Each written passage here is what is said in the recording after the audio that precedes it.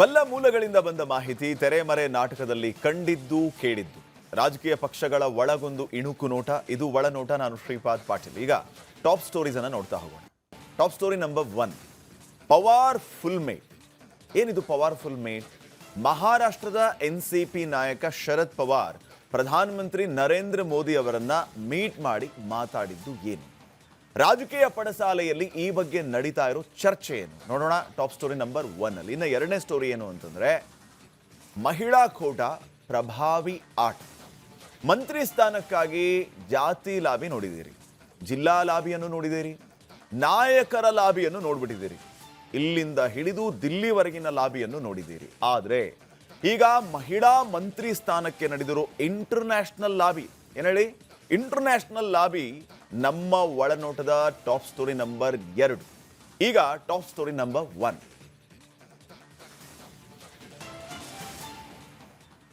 ವೀಕ್ಷಕರೇ, ಮಹಾರಾಷ್ಟ್ರದ senior leader Sharad Pawar ಪ್ರಧಾನಮಂತ್ರಿ ನರೇಂದ್ರ ಮೋದಿ ಅವರನ್ನ ಮೀಟ್ ಮಾಡಿರೋದು ಸದ್ಯ ರಾಜಕೀಯ ಪಡಸಾಲೆಯಲ್ಲಿ ಚರ್ಚೆಯ ಕೇಂದ್ರಬಿಂದು. ಆದರೆ ಇವರಿಬ್ಬರ ಭೇಟಿಯ ರಾಜಕೀಯ ಮಹತ್ವ ಏನು ಅನ್ನೋದು ನಮ್ಮ ಒಳನೋಟಕ್ಕೆ ಕಂಡಿದೆ. ನೋಡ್ಕೊಂಡು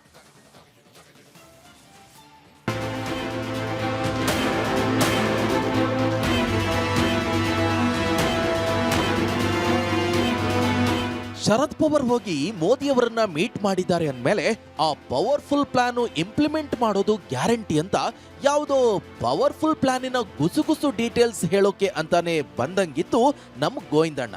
ಶರದ್ ಪವಾರ್ ಹೆಸರು ಹೇಳಿ ಪವರ್ಫುಲ್ ಪ್ಲಾನ್ ಅಂತ ಹೇಳಿದ್ಮೇಲೆ ನಾವು ಬಿಡೋಕಾಗತ್ತಾ? ನಾವು ಕೇಳೇ ಬಿಟ್ವಿ. ಅರೆ ಗೋವಿಂದಣ್ಣ, ಶರದ್ ಪವಾರ್ ಹೋಗಿ ಮೋದಿ ಅವರನ್ನ ಮೀಟ್ ಮಾಡಿರೋದೇನೋ ಹೌದು, ಆದ್ರೆ ಅದೇನದು ಪವರ್ಫುಲ್ ಪ್ಲಾನು? ಸ್ವಲ್ಪ ಬಿಡಿಸಿ ಹೇಳಿ ಅಂತ ಕೇಳಿದಾಗ ಬಾಯಿ ಬಿಟ್ರು ನೋಡಿ ಪವರ್ ಕತೆ.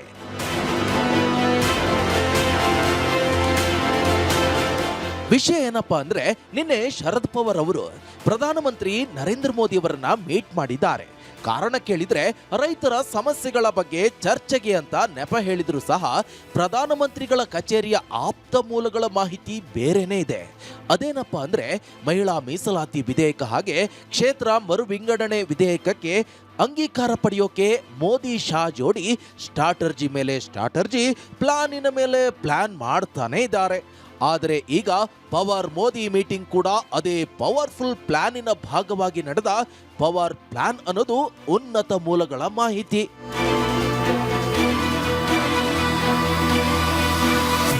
ಸಂಸತ್ ಭವನದ ಉನ್ನತ ಮೂಲಗಳ ಪ್ರಕಾರ ಪ್ರಮುಖ ವಿಧೇಯಕಗಳಿಗೆ ಅಂಗೀಕಾರ ಪಡೆಯೋಕೆ ಸದ್ಯ ಪ್ರಾದೇಶಿಕ ಪಕ್ಷಗಳನ್ನ ಸೆಳೆತಿರೋ ಮೋದಿ ಶಾ ಜೋಡಿ ಪ್ರಯತ್ನದ ಪ್ರಮುಖ ತಿರುವು ಈ ಭೇಟಿಯಂತೆ. ಹಂಗಾದ್ರೆ ಶರದ್ ಪವಾರ್ ಬಳಿ ಎಷ್ಟು ಸಂಸದರಿದ್ದಾರೆ ಅಂತ ಕೇಳಿದ್ರೆ ಆ ಲೆಕ್ಕ ಹಿಂಗಿದೆ. ಮಹಾರಾಷ್ಟ್ರದ ಎನ್ಸಿಪಿ ಶರದ್ ಪವಾರ್ ಬಣದಲ್ಲಿ ಪ್ರಸ್ತುತ 8 ಲೋಕಸಭಾ ಸದಸ್ಯರು ಮತ್ತು 1 ರಾಜ್ಯಸಭಾ ಸದಸ್ಯರು ಇದ್ದಾರೆ. ಸದ್ಯ ಒಂದೊಂದು ಸಂಖ್ಯೆಗೂ ಬಹಳ ಮಹತ್ವ ಇರುವಾಗ ಎನ್ಸಿಪಿ ಶರದ್ ಪವಾರ್ ಬಣದ ಬೆಂಬಲ ಎನ್ಡಿಎ ಮೈತ್ರಿಕೂಟಕ್ಕೆ ಶಕ್ತಿ ಕೊಡೋದು ಗ್ಯಾರಂಟಿ ಎನ್ನುತ್ತಿವೆ ಸಂಸತ್ತಿನ ಮೂಲಗಳು.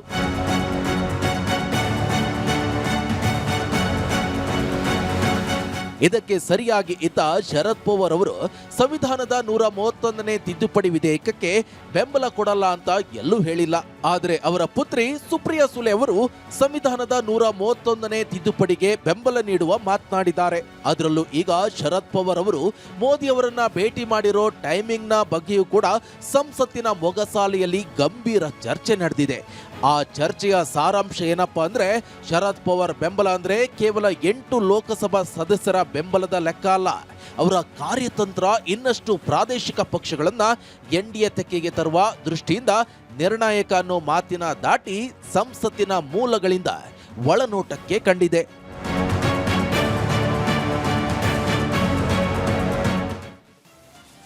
ನೋಡಿ, ಶರದ್ ಪವಾರ್ ಅವರು ಪ್ರಧಾನಿ ಮೋದಿ ಅವರನ್ನ ಭೇಟಿ ಮಾಡಿದ ನಂತರ ಯಾವ ರೀತಿಯ ಲೆಕ್ಕಾಚಾರಗಳು ಭಾರಿ ಚರ್ಚೆ ಆಗ್ತಾ ಇದೆ ಅನ್ನೋದಕ್ಕೆ ಇವೆಲ್ಲವೂ ಕೂಡ, ಈಗ ವರದಿಯಲ್ಲಿ ನೀವೇನು ಗಮನಿಸ್ತಾ ಇದ್ರಲ್ಲ, ಇವೆಲ್ಲವೂ ಕೂಡ ಸಾಕ್ಷಿ ಆಗ್ತಾ ಇದೆ.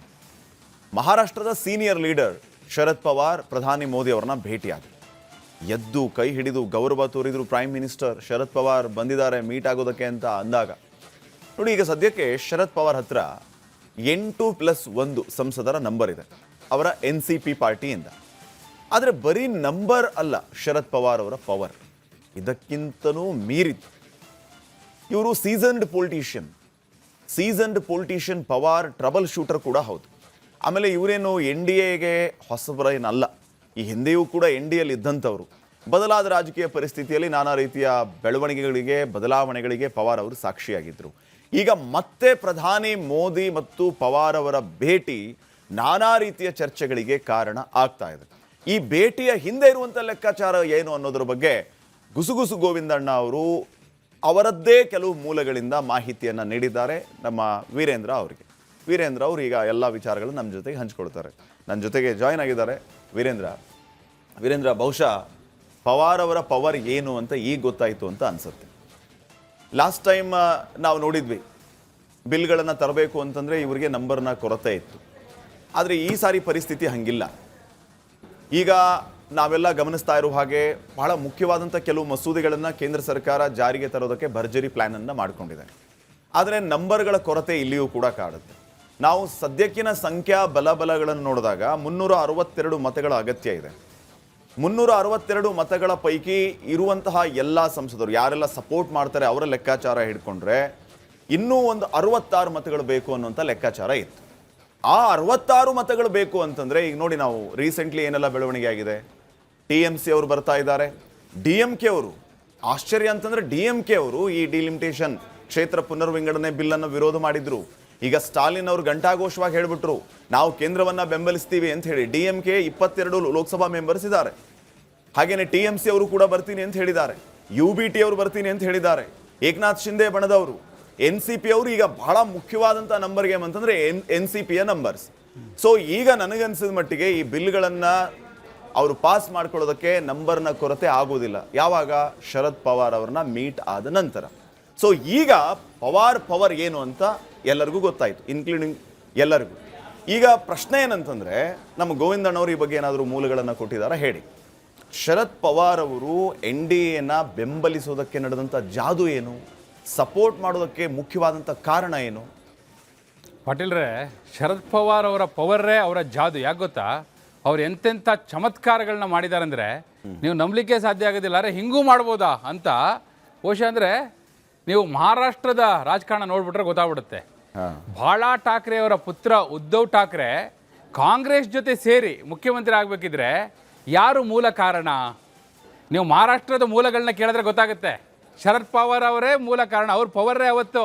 ಬಾಳಾ ಠಾಕ್ರೆ ಅವರ ಪುತ್ರ ಉದ್ಧವ್ ಠಾಕ್ರೆ ಕಟ್ಟರ್ ಬಲಪಂಥೀಯ ಹಿಂದುತ್ವವಾದಿ ಕಾಂಗ್ರೆಸ್ ಜೊತೆ ಸೇರಿ ಮುಖ್ಯಮಂತ್ರಿ ಆಗ್ಬಿಟ್ರಲ್ಲ, ಅವರೊಂದು ಮೈತ್ರಿಕೂಟ ಮಾಡ್ಕೊಂಡ್ರಲ್ಲ ಪಾಟೀಲ್ರೆ. ಆ ಹೊತ್ತು ಮೈತ್ರಿ ಆಗ್ಬೇಕಿದ್ರೆ ಇದೇ ಶರದ್ ಪವಾರ್ ಅವ್ರ ಕಾರಣ. ಮತ್ತು ನೋಡಿ, ಅವರಿಗೆ ನೋಡಿ ಅನುಕೂಲ ಸಿಂಧು ರಾಜಕಾರಣ ಭಾಳ ಚೆನ್ನಾಗಿ ಗೊತ್ತಿದೆ ಶರದ್ ಪವಾರ್ ಅವರಿಗೆ.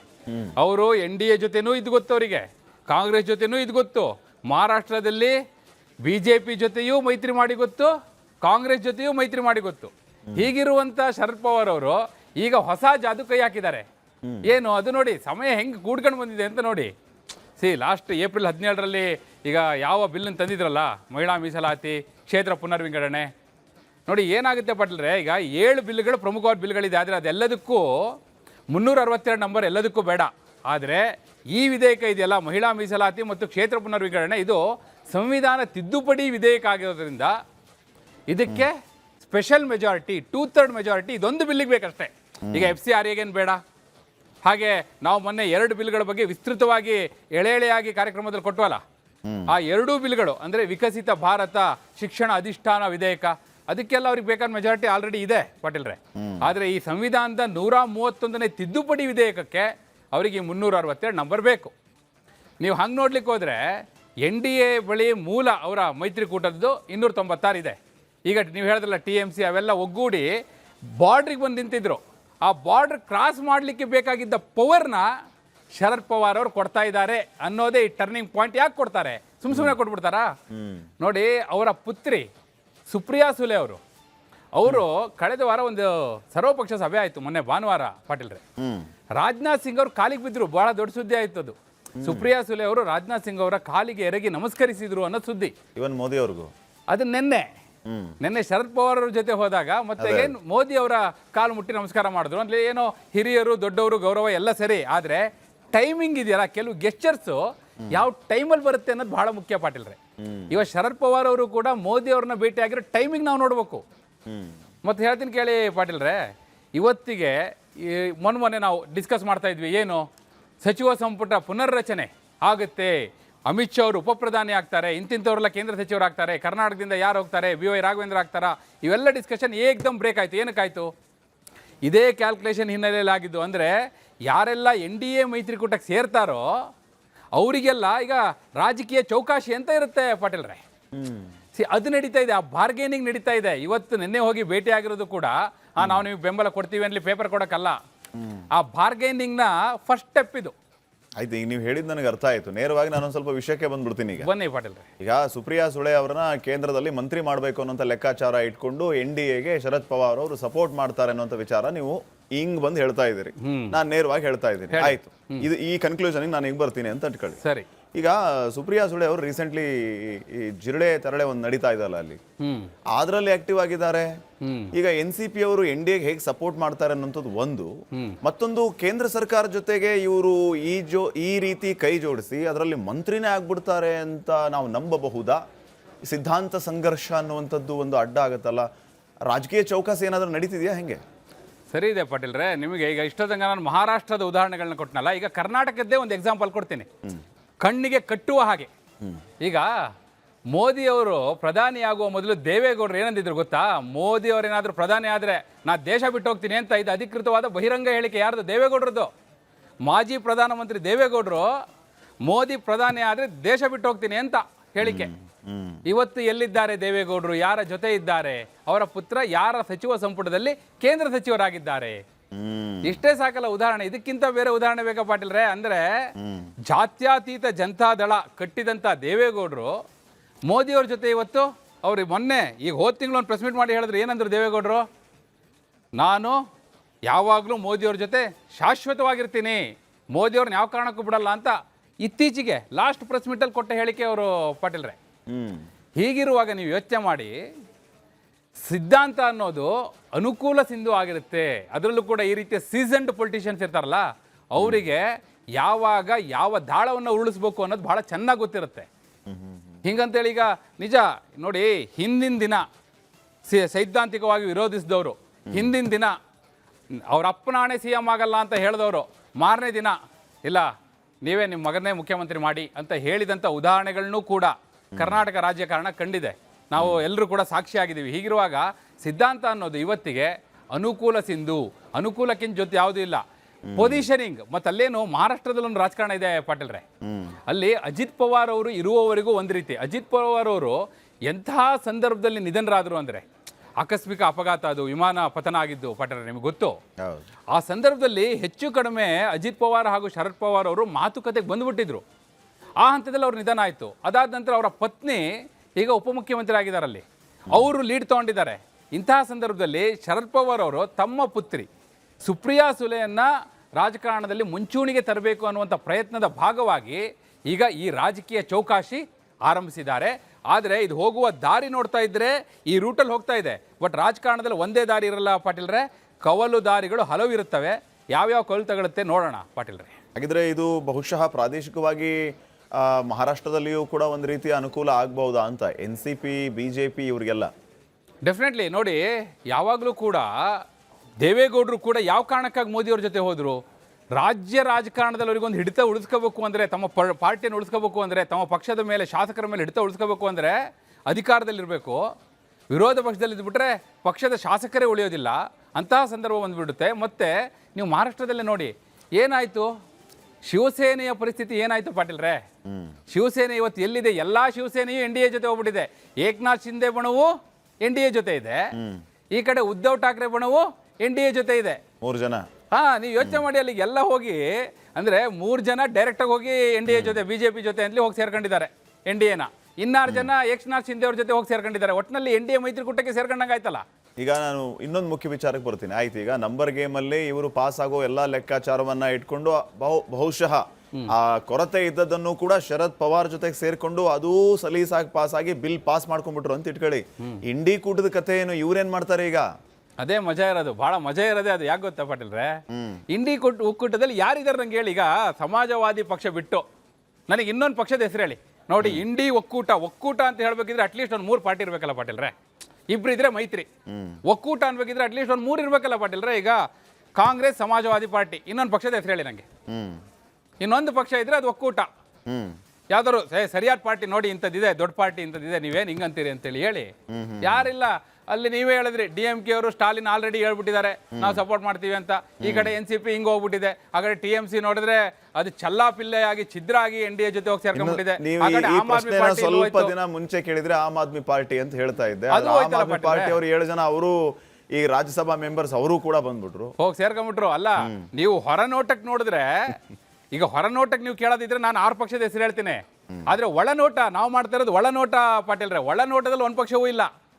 ನಾವು ಹೊರನೋಟ ಅಂತ ಬೇಕಾದ್ರೆ ಇನ್ನೊಂದು ಪ್ರೋಗ್ರಾಮ್ ಮಾಡೋಣ, ಅದ್ರಲ್ಲಿ ಹೇಳ್ತೀನಿ ಹೆಂಗಿದೆ ಕಾಂಗ್ರೆಸ್ ಹೊರನೋಟಕ್ಕೆ ಅಂತೇಳಿ. ಒಳನೋಟದಲ್ಲಿ ಒಂದು ಪಕ್ಷವೂ ಇಲ್ಲ ಪಾಟೀಲ್ರೆ. ಸೊ ಬಿಲ್ ಪಾಸ್ ಆಗೋ ಲೆಕ್ಕಾಚಾರ ಕನ್ಕ್ಲೂಷನ್ ಬಂದಿದ್ದಾರೆ ಅಂತ ಆಯ್ತು. ನಾನೀಗ 2ನೇ ಸ್ಟೋರಿಗೆ ಹೋಗ್ತೀನಿ. ಆಗ್ಲಿ ಪಾಟೀಲ್ರೆ. ನೋಡಿ, ಸರ್ಕಾರದಲ್ಲಿ ಈಗ ಒಬ್ಬರೂ ಮಹಿಳಾ ಮಂತ್ರಿ ಇಲ್ಲದೆ ಇರೋದ್ರಿಂದ ವಿಸ್ತರಣೆಯ ವೇಳೆ ಕನಿಷ್ಠ ಒಬ್ಬರು ಮಹಿಳಾ ಶಾಸಕಿಗೆ ಮಂತ್ರಿ ಸ್ಥಾನ ಸಿಗೋದು ಗ್ಯಾರಂಟಿ ಅಂತಿದೆ ವಿಧಾನಸೌಧದ ಮೂಲಗಳು. ಹಾಗಾದ್ರೆ ಯಾರೆಲ್ಲ ರೇಸಲ್ಲಿ ಇದ್ದಾರೆ, ಮುಂದೇನಾಗಬಹುದು, ಬನ್ನಿ ನೋಡೋಣ.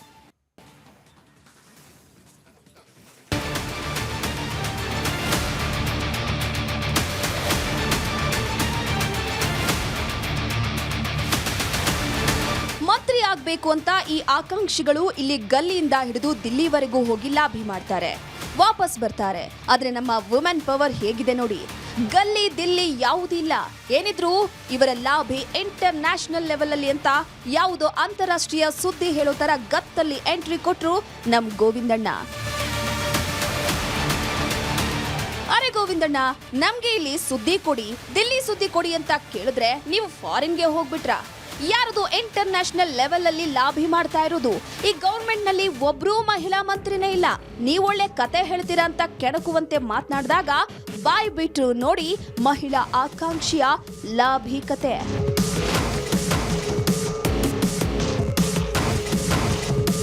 ವಿಷಯ ಏನಪ್ಪಾ ಅಂದ್ರೆ, ಇತ್ತೀಚೆಗೆ ಕಾಂಗ್ರೆಸ್ ಪಕ್ಷದಿಂದ MLC ಆದ ಆರತಿ ಕೃಷ್ಣ ಅವರನ್ನ ಮಂತ್ರಿ ಮಾಡಬೇಕು ಅಂತ ಅಂತಾರಾಷ್ಟ್ರೀಯ ಮಟ್ಟದಲ್ಲಿ ಲಾಭಿ ನಡೀತಾ ಇದೆ ಅನ್ನೋ ಸುದ್ದಿ ರಾಜಕೀಯ ಪಡಸಾಲೆಯಲ್ಲಿ ಭಾರಿ ಚರ್ಚೆಗೆ ಗ್ರಾಸ ಆಗಿದೆ. ಅರೆ, ಬೇಗಾನೆ ರಾಮಯ್ಯನವರ ಮಗಳು ಆರತಿ ಕೃಷ್ಣಗೆ ಇಂಟರ್ ನ್ಯಾಷನಲ್ ಲೆವೆಲ್ ಅಲ್ಲಿ ಲಾಭಿ ಮಾಡ್ತಾ ಇರೋದು ಯಾರಪ್ಪ ಅಂದ್ರೆ, ದಿಲ್ಲಿಯ ಕೋಟ್ಲಾ ಮಾರ್ಗದ ಇಂದಿರಾ ಭವನದ ಮೂಲಗಳ ಪ್ರಕಾರ ಆರತಿ ಕೃಷ್ಣ ಪರ ಸ್ಯಾಮ್ ಪಿತ್ರೋಡಾ ಲಾಭಿ ಜೋರಾಗಿ ನಡೆದಿದೆಯಂತೆ. AICC ಕಚೇರಿಯ ಮೂಲಗಳ ಪ್ರಕಾರ ಆರತಿ ಕೃಷ್ಣ ಭಾರತೀಯ ವಿದೇಶಾಂಗ ಕಾಂಗ್ರೆಸ್ ವಿಂಗ್ನ ಕಾರ್ಯದರ್ಶಿ. ಇತ್ತ Sam Pitroda AICC foreign affairs ಡಿಪಾರ್ಟ್ಮೆಂಟಿನ ಜವಾಬ್ದಾರಿ ಹೊತ್ತವರು. ಈ ಸಂಘಟನಾತ್ಮಕ ಒಡನಾಟವೇ ಈಗ ಮಂತ್ರಿ ಸ್ಥಾನದ ಲಾಬಿಯನ್ನ ಹೈಕಮಾಂಡ್ ಲೆವೆಲ್ ಅಲ್ಲೇ ಮಾಡಲಿಕ್ಕೆ ಕಾರಣ ಆಗಿದೆ ಅನ್ನೋದು ದಿಲ್ಲಿ ಮೂಲಗಳ ಮಾಹಿತಿ. ಇಲ್ಲಿ ರಾಜ್ಯದಲ್ಲಿ ಅತ್ತ ಸಂಡೂರು ಶಾಸಕಿ ಅನ್ನಪೂರ್ಣ ಪರವಾಗಿ ಅವರ ಪತಿ ತುಕಾರಾಂ ಅವರು ಸಿದ್ದರಾಮಯ್ಯನವರ ಬಳಿಯೂ, ಇತ್ತ ಲಕ್ಷ್ಮೀ ಹೆಬ್ಬಾಳ್ಕರ್ ಪರವಾಗಿ DK ಶಿವಕುಮಾರ್ ಅವರ ಬಳಿ ಬೆಂಬಲಿಗರು ಲಾಭಿ ಮಾಡುತ್ತಿದ್ದಾರೆ. ಹಿಂಗೆ ಇವರು ಲೋಕಲ್ ಲೆವೆಲ್ ಅಲ್ಲಿ ಲಾಭಿ ಮಾಡ್ತಾ ಇದ್ರೆ ಅಲ್ಲಿ ವರಿಷ್ಠರ ಬಳಿ ಇಂಟರ್ ನ್ಯಾಷನಲ್ ಲೆವೆಲ್ ಲಾಭಿ ಭಾರೀ ಪ್ರಭಾವ ಬೀರಿದೆ ಅನ್ನೋದು ಕಾಂಗ್ರೆಸ್ ಹೈಕಮಾಂಡ್ ಮೂಲಗಳ ಮಾಹಿತಿ. ಇದರ ನಡುವೆ ಇತ್ತ ನನಗೆ ಕೊಟ್ಟಿರುವಂತ ಖಾತೆ ಸರಿ ಇಲ್ಲ ಅಂತ ಮುನಿಸ್ಕೊಂಡಿದ್ದಂತ ಮುನಿಯಪ್ಪನವರು, ನನಗೆ ಈ ಖಾತೆ ಬೇಡ, ಇದೇ ಖಾತೆ ಅನ್ನೋದಾದ್ರೆ ನನ್ನ ಮಗಳು ರೂಪಕಲಾಳನ್ನ ಮಂತ್ರಿ ಮಾಡಿ ಅಂತ ಲಾಭಿ ನಡೆಸ್ತಾ ಇರೋದು ಕೋಲಾರದ ಮೂಲಗಳು ಖಚಿತಪಡಿಸಿವೆ.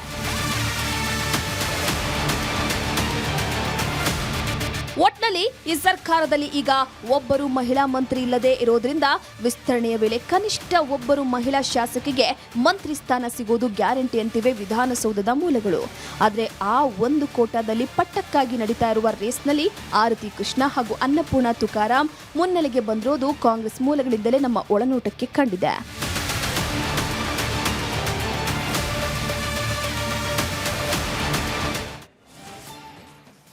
ನೋಡಿ, ಮಂತ್ರಿ ಆಗೋದಕ್ಕೆ ಮಹಿಳಾ ಕೋಟಾ ಒಂದೇ ಸಾಕಾಗ್ತಾ ಇಲ್ಲ.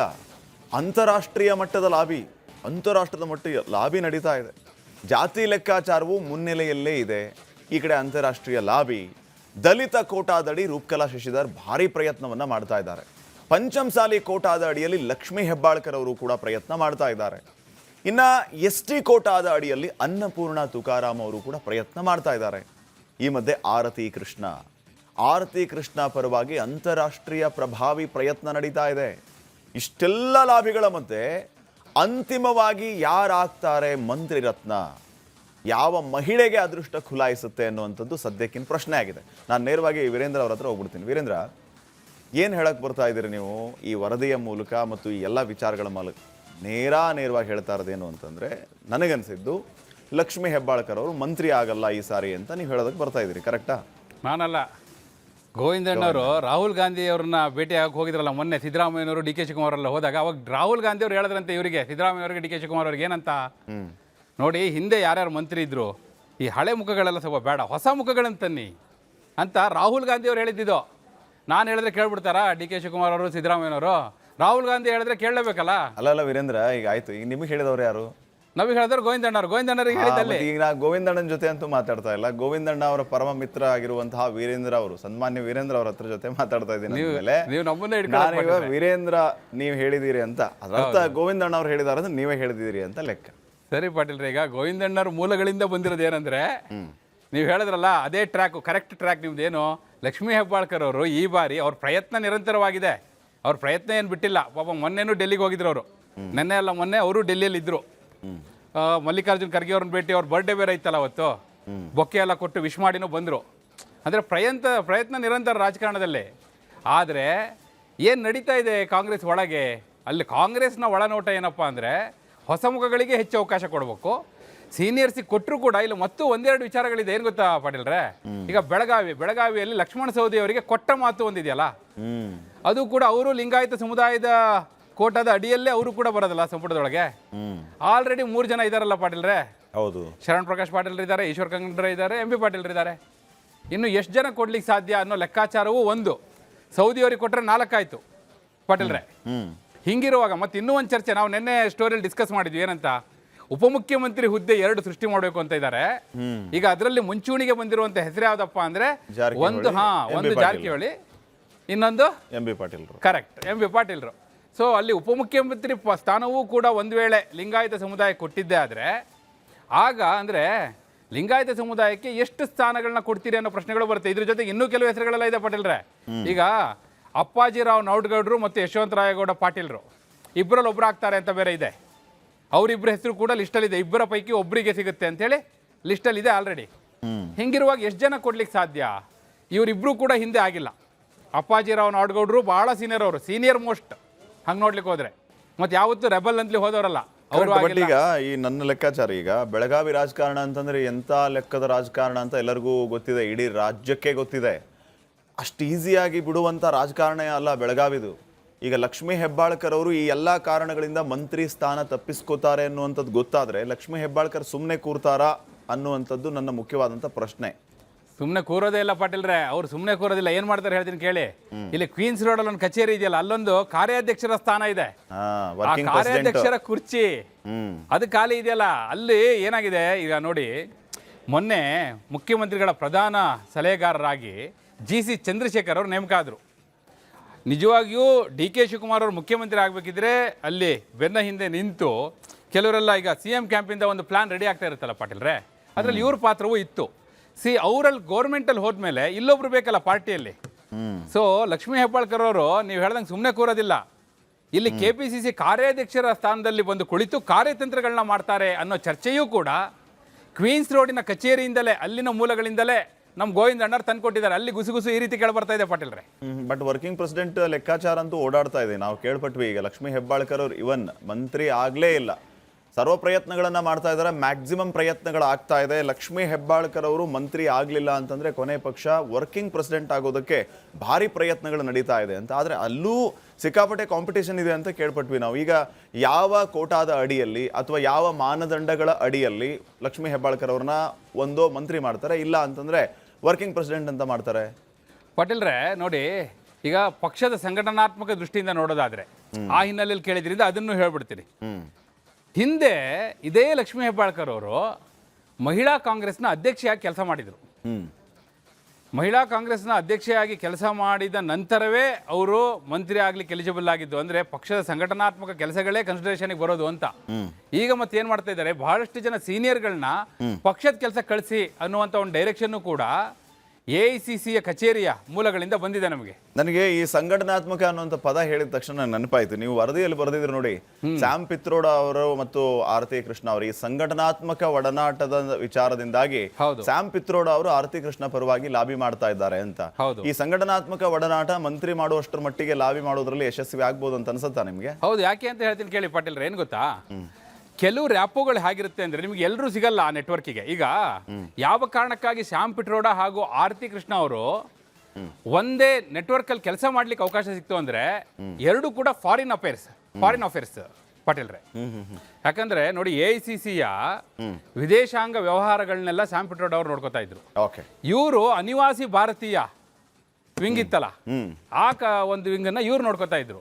ಹೀಗಾಗಿ ಜವಾಬ್ದಾರಿಗಳು ಹಂಚಿಕೆ ಒಂದೇ ಒಂದು ನೆಲೆಗಟ್ಟಲ್ಲಿ ಇದ್ದಿದ್ರಿಂದ ಅವರ ನಡುವೆ ಆ ಒಡನಾಟ, ಸಂಘಟನಾತ್ಮಕ ಒಡನಾಟ ಕಾರಣ ಆಯ್ತು ಅನ್ನೋದು. ಇಲ್ಲದೆ ಹೋದ್ರೆ ನೋಡಿ, ನೀವು ಯೋಚನೆ ಮಾಡಿ, ಈಗ DK ಶಿವಕುಮಾರ್ ಅವ್ರ ಕ್ಯಾಬಿನೆಟ್ಗೆ ಲಾಬಿ ನಡೀತಾ ಇರೋದು, ಏನು ಟ್ರಂಪ್ ಅವ್ರ ಕ್ಯಾಬಿನೆಟ್ಗೆ ಲಾಬಿ ನಡೀತಿರೋದು, ಇಂಟರ್ನ್ಯಾಷನಲ್ ಲೆವೆಲ್ ಲಾಬಿ ನಡೀತೆ ಅಂದ್ರೆ ನೀವು ಯೋಚನೆ ಮಾಡಿ.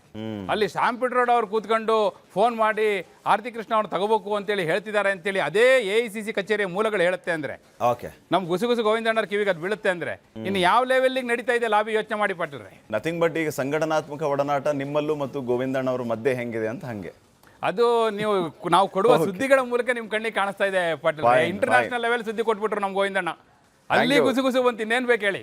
Thank you Virendra. ಸಾಕಷ್ಟು ವಿಚಾರಗಳ ಬಗ್ಗೆ ನಾವು ಇವತ್ತು ಮಾತಾಡಿದ್ವಿ. Thank you.